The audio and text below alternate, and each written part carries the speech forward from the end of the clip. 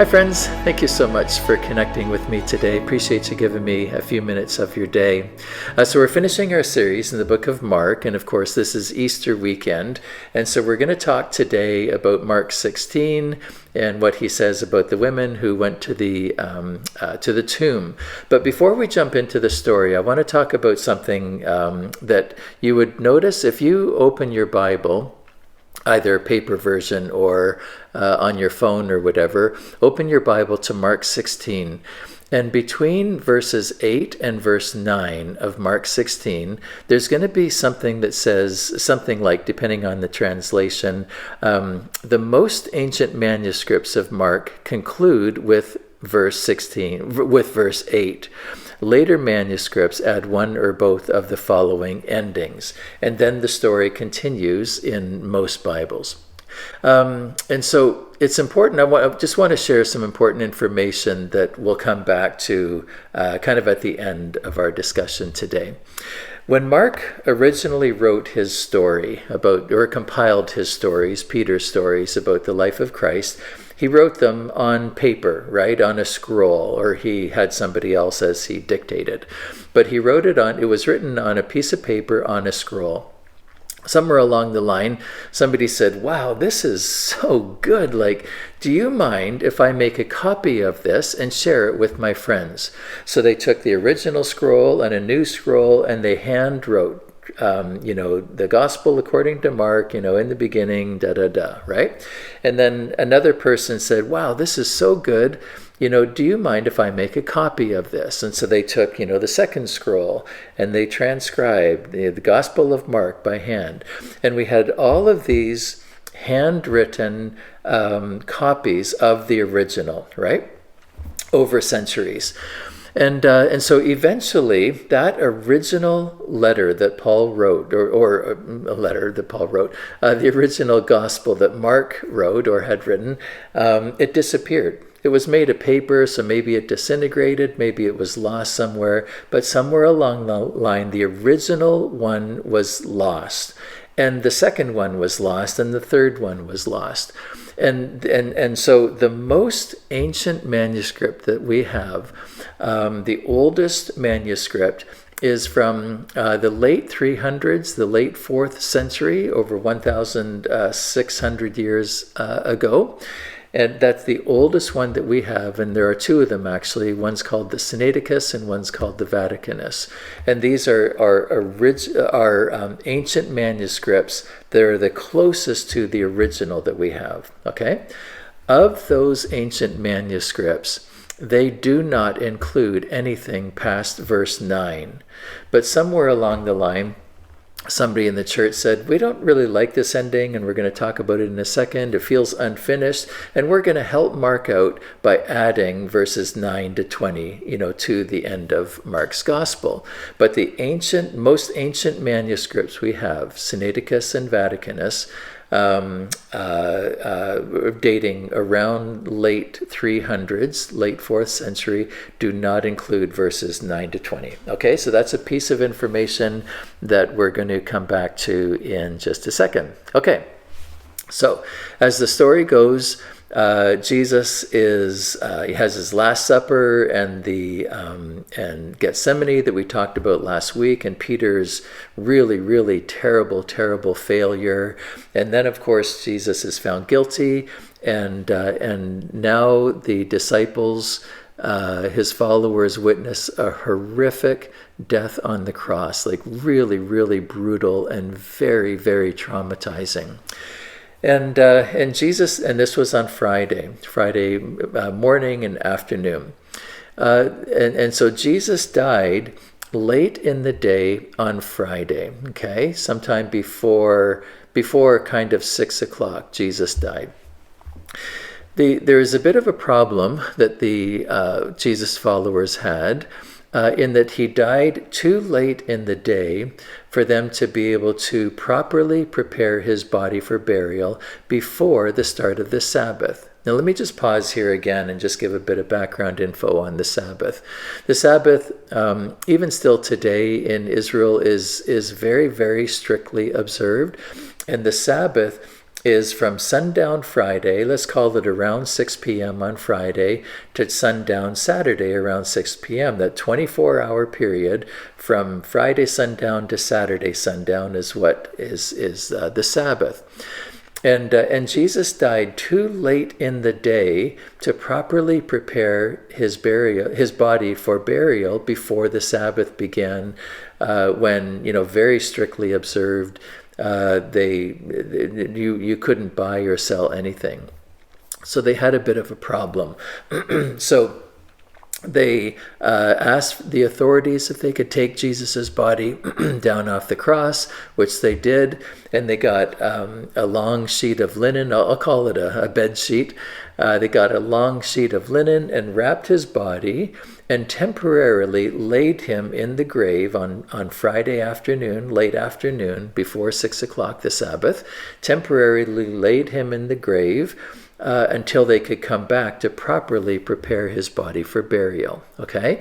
So this period between when he died and they temporarily put him in the grave, that 24-hour period of Sabbath where they had to go home and they couldn't do anything, would have been an excruciating period of time, because there's unfinished business. They've just sort of placed Jesus's body in the grave, and they need to go back and deal with it, right?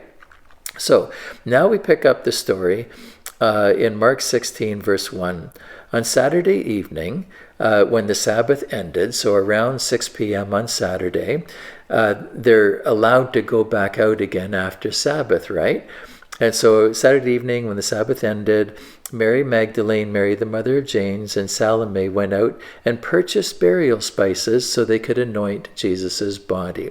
But they had another problem now. It's Saturday night. It's after sundown. It's too dark for them to be able to go to the tomb. And whether they were staying in Bethany up over the Mount of Olives, or if they were still in Jerusalem, but it was too dark, they couldn't go to the tomb. So now they had to wait another, 8 hours or so for the sun to come up, right? So you get the idea that by the time the sun is coming up on Sunday morning, they've been they're the saying, they're chomping at the bit, they've had a sleepless night, they've had a sleepless 24-hour period, the Sabbath. They get some spices, they prepare the spices, another sleepless night, waiting for the sun to come up. So we get now we understand why, as soon as there was a sliver of light on the horizon, they're out the door and they're on their way to the tomb, right? So the story goes on. Let me read from verse 1 again. Saturday evening, when the Sabbath ended, Mary Magdalene, Mary, the mother of James, and Salome went out and purchased burial spices so they could anoint Jesus's body. Okay, and now overnight, another 8-hour period. Verse 2, very early on Sunday morning, just at sunrise, they went to the tomb. On the way, they're asking each other, who will roll the stone away? Who will roll away the stone? For us from the entrance of the tomb. So the tomb is a cave, and there's a big a stone cylinder, and it's either on a slant. So it's easy to get in, or it's dug there. It's sitting in a groove, so it's easy to put in, but very difficult, especially for these women, to get it out. Right? So they're thinking about, what are we going to do? And it's kind of interesting that Mark and Peter include this detail, that they're kind of wondering and worrying about, how are we going to get the stone away, right? Verse 4, just as they arrived, they looked up and saw that the stone, which was very large, had already been rolled aside. When they entered the tomb, they saw just this guy, this person, this young man, clothed in a white robe, so signifying that he was an angel, clothed in a white robe, sitting on the right side. The women were shocked, understandably, right? You're not Jesus. We expected, a dead body. The women were shocked, but the angel said, don't be alarmed. You're looking for Jesus of Nazareth, who was crucified. He isn't here. He is risen from the dead. And notice the exclamation marks, like, he isn't here. He is risen from the dead. Look, this is where they laid his body. And the women are like, yeah, we know that's where his body was laid because we were here, right? This is where they laid his body. Now go and tell his disciples, including Peter. It's interesting. Remember last week, Peter's terrible, terrible failure, denying Christ in the most important moment. And it's important that the angel is like, tell the disciples, but make sure you tell Peter. Like, make sure Peter is included and make sure Peter knows that he's still in the plan, kind of thing. Now go and tell his disciples, including Peter, that Jesus is going ahead of you to Galilee. You will see him there, just as he told you before he died. And then verse 8, the women fled from the tomb, trembling and bewildered. They said nothing to anyone because they were too afraid. Period. End of story. This is where Mark ends the story. And remember, I talked about the copies of the copies, and the most ancient copies that we have dating back to the late 300s do not include anything beyond verse 9. The most reliable manuscripts and the tradition says that this is where Mark ended his story. Well, isn't that a weird place to end a story? The women fled from the tomb, trembling and bewildered, and they said nothing to anyone because they were too frightened. Period. It's like, that's just the weirdest place to end a story. In fact, this isn't just us that's wondering what's going on here. This has been a mystery in the church for thousands of years, ever since Mark, wrote this, right? Why did Mark end the story on such a strange note? And somewhere along the line, sometime, in the last, I don't know when it actually happened, but somebody said, we really need to help Mark out here. Mark didn't end the story very well, and so we're going to help him by adding verses 9 to 20 to end the story in a better way, right? So somewhere along the line, somebody in the church didn't like how Mark ended it, and they helped him out by adding an ending to the story. Now, there's nothing wrong with the ending that was added to the story. It's based, there's no new information, and it's based on what the other Gospels, Matthew, Luke, and John, say in their stories, right? So there's nothing wrong with verses 9 to 20, that ending, but the fact is that there's no evidence that Mark wrote that. What we have is the end of the story at verse 8. So we come back to this, what I think is a very central question in Mark's telling of the story.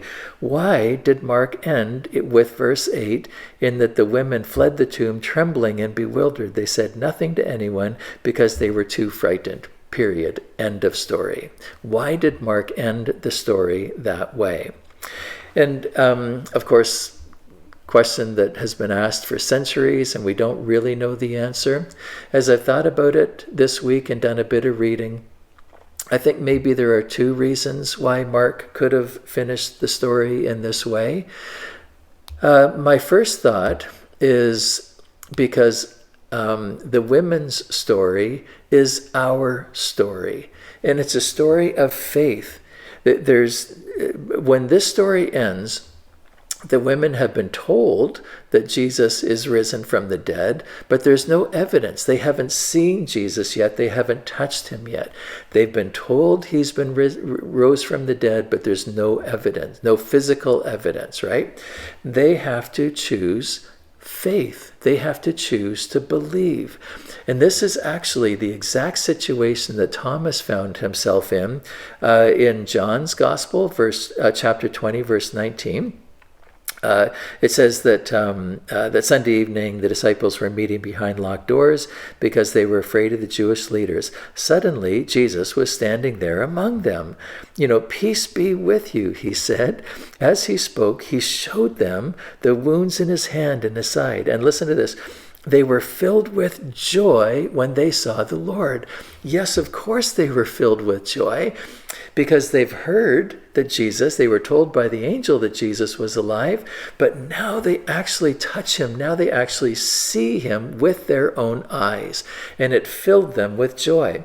But then skipping down to verse 24, one of the 12 disciples, Thomas, was not with the others when Jesus came.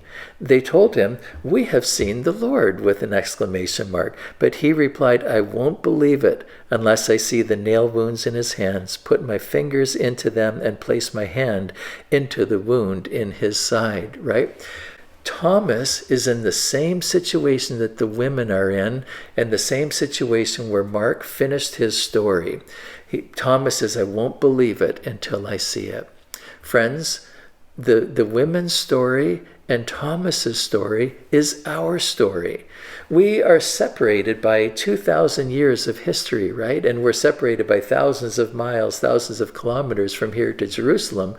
And we have been told that Jesus rose from the dead. We've read it, and there's plenty of historical evidence and lots of very solid evidence that Jesus, actually did rise from the grave. But we've heard it, but will we believe it, right? Do we have the faith to believe? And so that's so my answer, my idea on why did Mark end it here? Because Mark, in ending it here, creates, I guess you could say, a crisis of faith. You've heard it, but will you believe it? My second thought on why Mark ended the story here is because he ended it with very human emotions, right? Again, in verse 8, the women fled the tomb trembling and bewildered. They said nothing to anyone because they were too frightened. Like the circumstances around the grisly, terrible, traumatic death of Jesus left them emotionally vulnerable and just stirred up. And when they went to the tomb, they were left with feelings of bewilderment and fear, right? So also in a similar way, the women's story of bewilderment and fear is also often our story. Much of our spiritual journey is filled with unanswered questions and sometimes fear about the future, or fear about other things, or bewilderment about other things, right? So bewilderment about this whole Jesus thing, this Jesus story, like, can I actually trust that it's true? Like, I have all of these questions, can I trust that it's true? Or fear about the future in our own lives. What does the future hold? Can I trust that everything will be okay, right? Or I have a specific problem, maybe an illness in my body, or some kind of a problem that I'm facing, challenge that I'm facing. Can I trust that it will be okay? Can I trust that God will actually help me with this situation? Friends, our life is characterized by trouble, right? That life is full of problems and challenges. And can we actually trust, right? Can we trust? And this is kind of the central point. Can I trust Jesus? Can I trust him that he has my back, that he has my best interest at heart?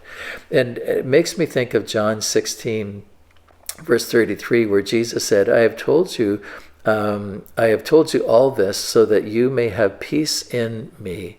I've told you this so you'll have peace in me. Here on earth, you will have many trials and sorrows. He doesn't leave it up for question, not for doubt. You will have many trials and sorrows, but what? But take heart. Why? Because I have overcome the world, friends. I have overcome. You will have problems, but take heart, because I, Jesus speaking, I have overcome the world. So the women's question is our question. The women's story is our story. Can we trust? Can we believe? Can we have faith, even though we don't actually see the results? We can't look into the future and see the answers, right? So on Sunday, we'll have a good conversation, I think, about this. And my time is up. As usual, it always goes so quickly. But I hope that we'll see you on Sunday and we'll have a conversation about these things. And so have a great day. Okay, we'll see you on Sunday.